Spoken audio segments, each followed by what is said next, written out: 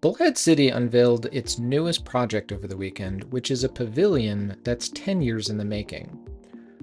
Gary Keith Park sits on 22 acres of land in the heart of Bullhead City, right next to its administrative complex, and it's now home to the John and Olivia Performing Arts Pavilion. The pavilion is fully electric and has a storage room and a green room that are both climate controlled. Sunshades were also added to the design to block out the sun from performers as the sun is setting. Production began 3 years ago, but the idea first began around 2015. The community came together on Friday for a dedication ceremony, followed by a Pavilion Palooza, which featured food, a beer garden, and a carnival. But anyway, after years of watching this project unfold, it's a great honor to be mayor of Bullhead City on the day we cut the ribbon for this beautiful outdoor amenity. And what a great community to have. More things to come. God bless everybody. Thank you. Olivia McCormick was the driving force behind this pavilion, which now bears her name. She says it was a community effort, though. Just, the public has been incredibly generous.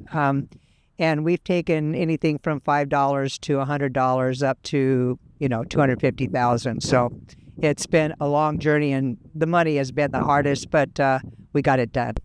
Olivia says the biggest hurdle has been funding, and that's where the community really stepped up to make this happen.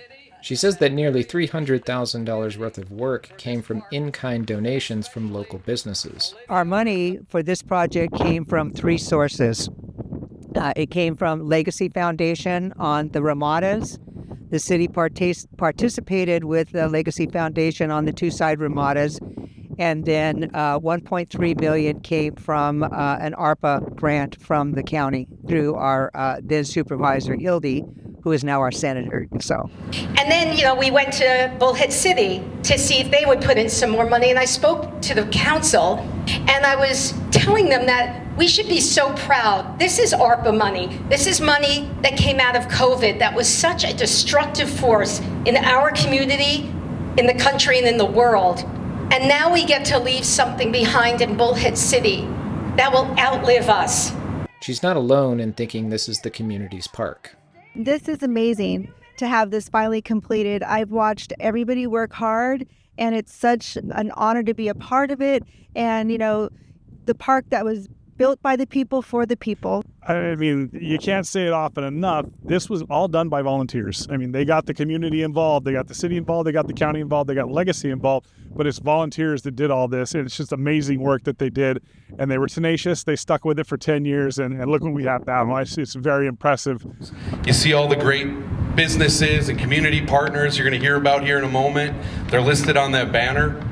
This project took a lot of us, but it shows how community can work with businesses and private nonprofit groups to get a great project done. The city has been the best partner, because it's their park. And if you ask any organization like Kiwanis or Rotary that are doing improvements to the parks in the area, they'll tell you the city's really great to work with.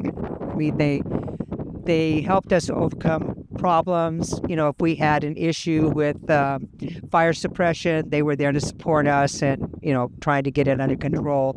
Those kinds of issues that come up with any construction, they were partners with us, and we sat down with either P&Z or the building. Anything that we needed to do, we always called them, and they would be helpful. The Parks and Recreation Department says they're already receiving many requests to book the pavilion over the summer, and hopefully for years to come. Come and enjoy it. If you know of anyone that wants a venue where they need a stage that has fully functioning, for sound and lighting and front of house, back of house, dressing rooms, storage units, Wi-Fi, it's all right here in the pavilion.